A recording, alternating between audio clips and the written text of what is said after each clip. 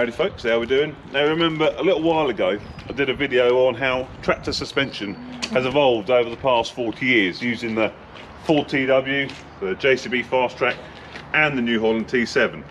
Now it's not just tractor suspension that has evolved, it's also cab comfort. Like this.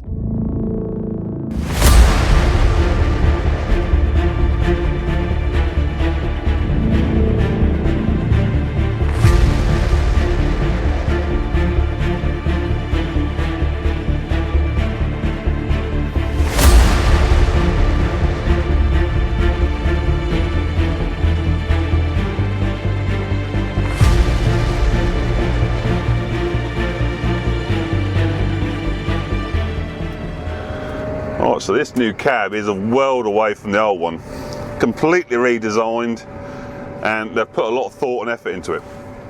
We've got a new real high definition sort of information screen, quite unusually mounted in front of the steering wheel. I've never seen that before. Normally your binnacle is sort of, you know, where the dash is there, like, but it's right in front of your face there. All the information you want. You got what range you're in, your speed, you got an sort of analog type rev counter plus an actual you know, sort of, you know, we're doing 1280 as well. You got your engine temperature, your brake pressure, AdBlue and your fuel all there, and we've also got your PTOs and your rear linkages all on that little screen, and it's there, real high definition. Really good. That's really impressive. Well, this just shows you how good that new screen is.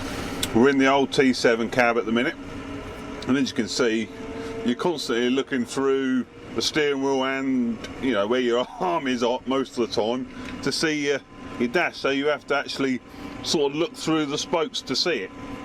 So yeah, that new screen, which was obviously sits just there, very good idea.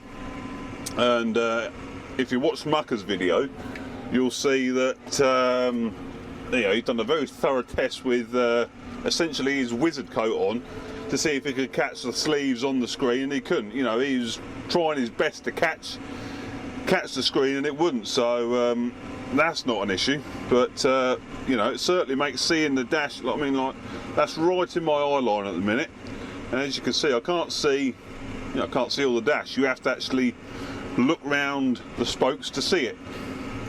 Going onto the main screen here, where, you know, you can change all your settings and that.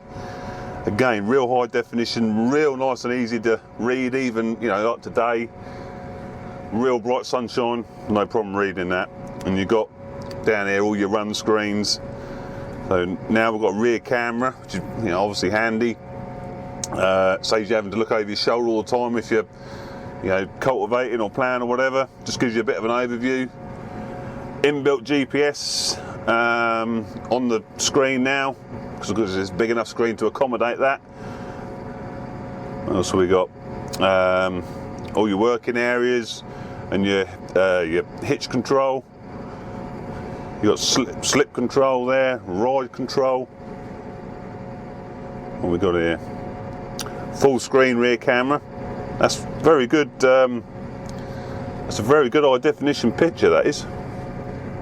So we've got full screen GPS, and of course we've got isobus, so, you know, any sort of implement that you know, baler, cultivator, whatever, you can, you know, run it through the computer on the tractor. All very handy. So in the old cab, this is an IntelliView 4 screen, and it's still very good, to be honest. It shows you everything you need to know. You know, you got your direction there, your gears, and then obviously, you know, your engine speed, you know, your forward speed and your PTOs and all that. So you've still got a lot of information on there, and, you know, you've got all your run screens that you can go through. So you know, you can get a lot of information on there, but obviously the new one is a bigger screen, it's high definition, so you can get you know, you can display more information on there. You know, this screen does have isobus actually, but it doesn't have a camera facility or integrated GPS. So you know, obviously it would be, you know, a bit tight on this smaller screen, but on the new bigger screen, it works very well, very well.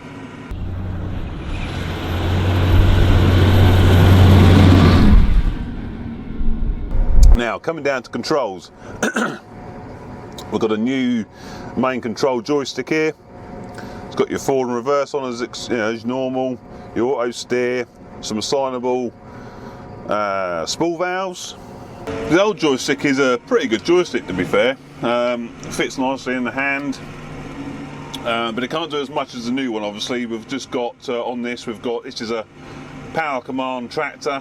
We've got the gears up and down there. We've got the auto mode button, your forward reverser there, your auto steer, up and down on your linkage and 4 spools, and your headland management button there. So you've got quite a bit on the old joystick, but not as much and not as configurable as the new joystick. Definitely not.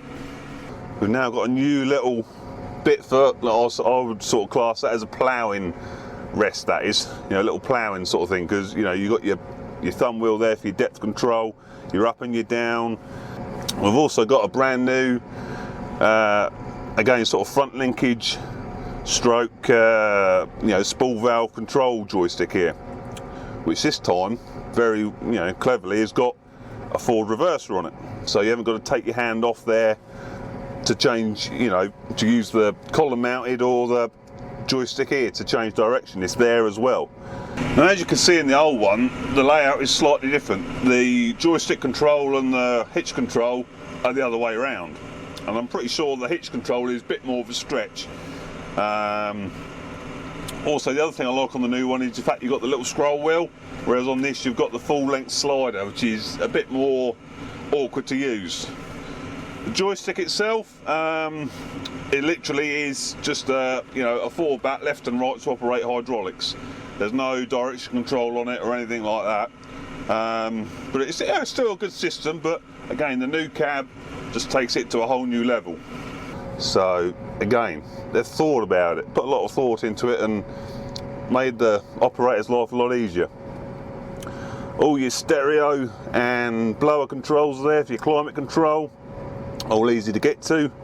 You've got your front and rear PTO speeds there. You've got all new spool valve setup here. These are very nice to operate, nice and smooth to operate, if you know what I mean, not too much pressure required. They're all assignable as well. So if you want to assign that spool there, the middle spool, onto here, you can just go in the computer, and then that one there will become yellow, that'll become orange. It's completely customizable. We've got some more buttons here for your up down on your linkages.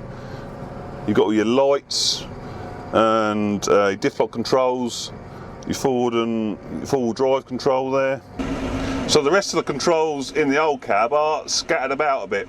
You've got your radio up there that you have to adjust. You've got your climate up there, and you've got your work lights and flashing lights all up there. Whereas obviously on the new cab, they're all down here where you want them. You've got your forward drive, your preset engine revs and your diff lock controls. They're all on that blister pad there. So that's, you know, that's a pretty good feature of the old cab. And then of course you've got your PTO control there. You've got all your spools. Now these are just standard electro-hydraulic spools. They're not assignable, they're not customizable or anything like that. You know, the green spool corresponds to the green spool on the back. But like I say, the new cab just brings everything together on the armrest, where it's easy to adjust and activate like.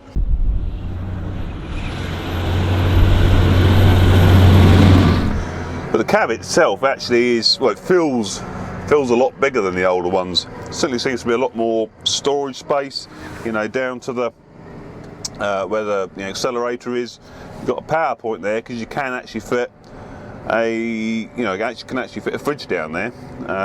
There's also a fridge under here. Look at that. You get quite a bit of stuff in there, some bottles and stuff. Get your sarnies in there, pork pie. Got some storage behind the seat. Got a nice bit of storage up there in where your radio is. Nice cup holders over here with your phone and that. Just seems a lot not a lot bigger cab, a lot more airy. Certainly a nice place to sit. Well, the old cab hasn't got nearly as much storage or space as the new cab. I haven't got a fridge under here, just a seat, just the buddy seat. I've got a little bit of storage there. I haven't got a lot down by the side of the seat. There's a bit over in the front right pillar there, but not a lot. I've got a drinks pot holder there, and I've got 2 small pockets up there, but that's about it really. It's not even easy to lose your tuck bag in here without it getting all mucky like. Seems like the front cab roof has been raised up a bit to give you a bit more view out the windscreen. The wiper's been now mounted behind the dash there, so that should hopefully give you better coverage with the wiper, a cleaner screen. It's always been a bit of a bugbear of mine, the tiny wiper coverage you get.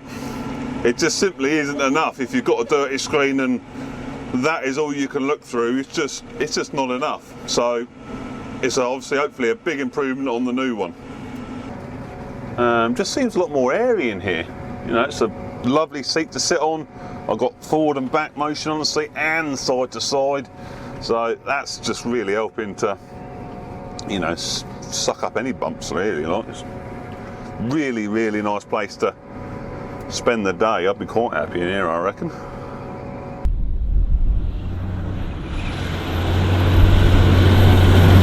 It's like being sat in a car. It's really, really quiet in here. I mean, a lot quieter than the T7.315 at home, a lot quieter. I think 66 decibels, which is, there's nothing like. Right, now we're stationary in the old T7. Now I've got the decibel meter on my phone.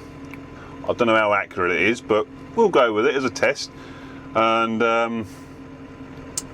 what I'm going to do is I'm going to go flat out and we'll see what the peak is. So I'm not going to speak. I'm going to reset it and I'm going to set off. Let's go.